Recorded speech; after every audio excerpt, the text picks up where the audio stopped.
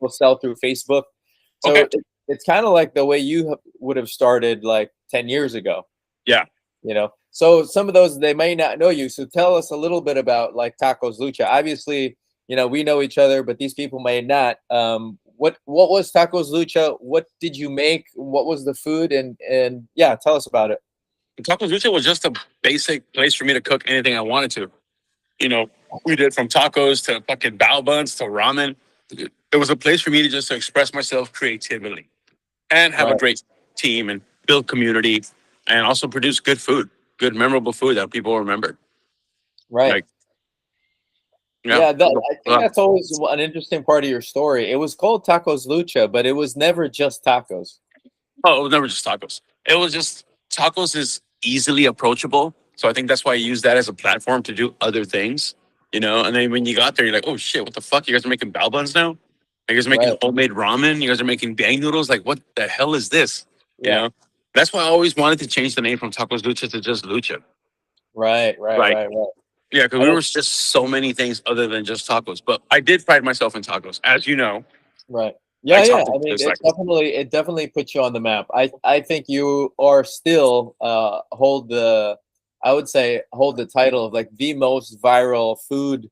We'll call it pop-up slash restaurant in Tulare County. that's You know, crazy. in terms of just your audience and the effect you had on the food culture here, I think you're definitely one of the most popular and most viral ones. That's crazy. You talked about all of the different foods you did, and I think that's actually what differentiated you.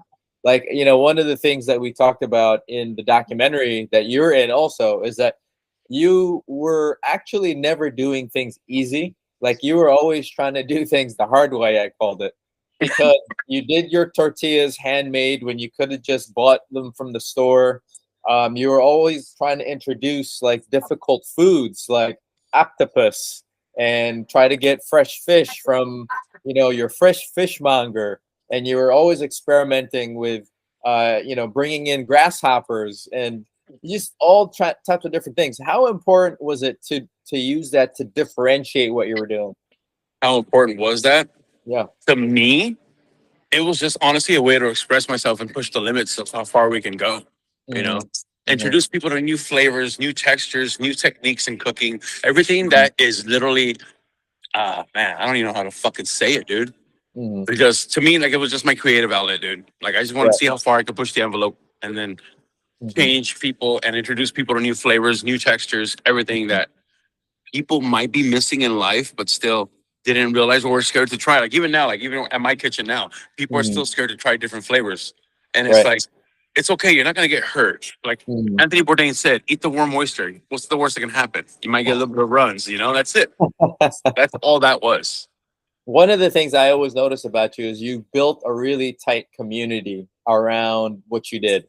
How did you do that? You know, what How were did the I do things that? you did? Yeah.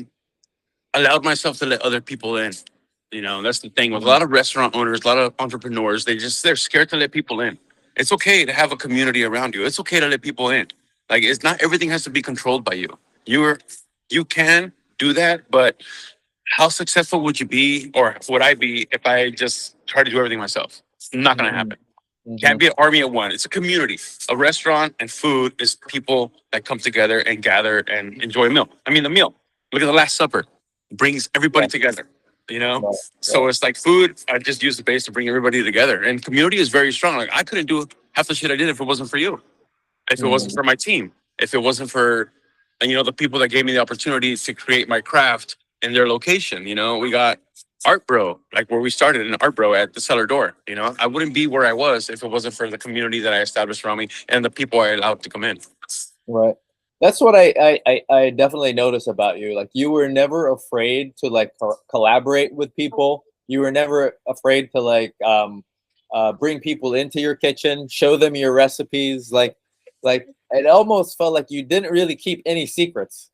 Like Didn't. you were an open book. It was you were, and I think a lot of new entrepreneurs, especially, are so tight. Like, oh, I've got a secret. I don't want people to know my recipe. Like you were the reverse. You were like, come on in.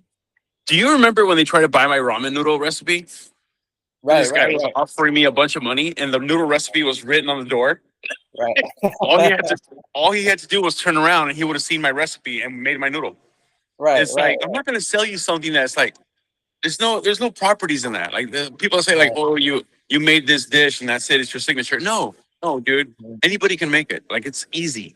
You know, right, right, just gotta take practice. Like that bang noodle, that fucking noodle. Remember that noodle? It took me a year to make that noodle, right.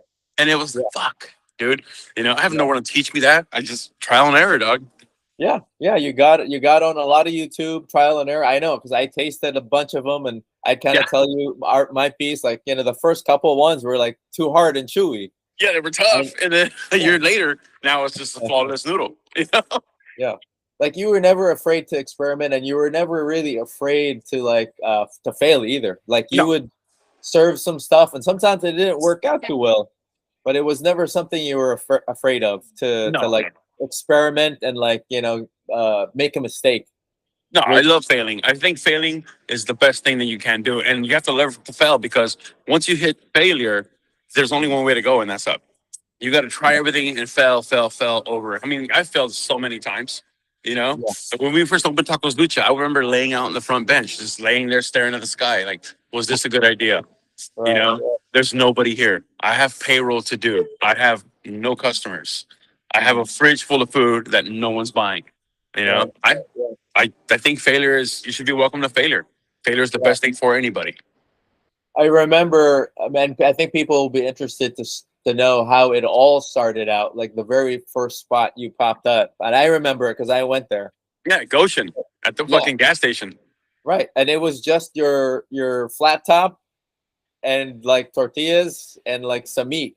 Yeah, that was it. It was chicken and beef and some tortillas and a gas station in front of the Greyhound stop. Remember, out in Right. Goshen at 10 o'clock at night.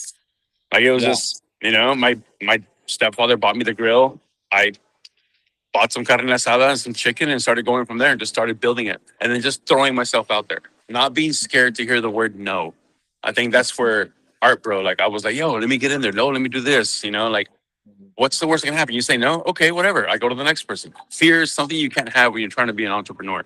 And you just gotta accept the no's, accept failure, and just keep learning off of it and building off of that. And eventually you're gonna come out on top. You know, but it does take work. It's not easy. You can't just be like, oh, I did one post on Instagram or on Facebook and that's it. No, it takes a lot. It takes a lot. It takes community. It takes willing to say no, willing to take that embarrassment of like, oh fuck, maybe I'm not good enough. But who cares? Who gives a shit, dude? Yeah. What's the worst that can happen? You'll come out on top. Yeah. Going back to community a little bit, you also did activities that were like we'll call it like non-restaurant related because you did you did burritos for the homeless, you gave away turkeys for Thanksgiving. Those are the ones I remember. I know you did other things too. Was that just an expression of your own personality, or was that like a marketing play? No, that was me giving back to the community because I wouldn't be Tacos Lucha. I wouldn't have my restaurant if it wasn't for community. You can't just open up your doors and expect people to come in and not know who you are and not connect with the community around you. Like food for me, like I told you, like food is our right for everybody. Um, and yeah, dude. Remember we did that? Remember we gave money away at a grocery store too? Edit that part Yeah, out. that's right. That's right. Remember Yeah. that shit? Like, I was just- and people were so they were like, "You're giving me money?" I'm like, "Yeah, here's Yeah. $100. Like, buy some Yeah. groceries. I don't give a fuck." Yeah. Like we handed out like what $2,000. Yeah. Yeah. Like Yeah. That yeah, was a fun day. that was a great day. But That just was the a great amount of day. people that were so afraid to take money from a stranger, they're like, "Why? Yeah. Why Yeah. not? It's just Like, money. Buy food. You're going to the store. Buy some food for yourself. Who gives a right. shit? Like, well, people were suspicious. Like, what do you want? I want you to buy some groceries. Like that's all I wanted." Yeah. um, you mentioned Instagram. The module I'm teaching has to do with social media. Yeah.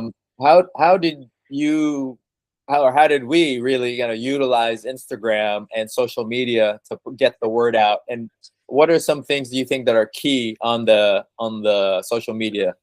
It's a powerful tool that's free for everyone to use, and you just got to be active, be on it, always post, show everything. Don't be scared to show the nitty gritty. Don't just show the pretty picture of the food. No, show you making the food, show you going to get the food. You know, the process, the dirt of it all to get to that pretty picture you want to post. No, people want to see the story. You know, they want to see how did this become? How did this plate become? You know, I went to the store, I went to the butcher, I went to this guy, I went to that guy. Like they want to see the journey and the end process, you know, show everything. Yeah. Yeah, it wasn't a lot of polish actually. And you showed the good and you showed the good and the bad. Like when you had those guys break into the what was it? Well, I guess the restaurant back on the Oval, like when you had issues there, you showed it, you know, when you had vandalism happening over there, you showed it. So you really showed like both the good and the bad in the most challenging times. You got to show everything, dude. Like again, social media, people want that. They're curious. They want to know. Show it all. Like remember, you're talking about when they stole my noodle machine. Right. Remember they broke the fucking window, just took my fucking KitchenAid. I'm like, who does that? Yeah, that place was a lot of fun, and Ace is still fun. And I think it's also kind of a story of how you took something where, you know, it was considered kind of like the shit part of town, a disadvantaged part of town where people wouldn't go.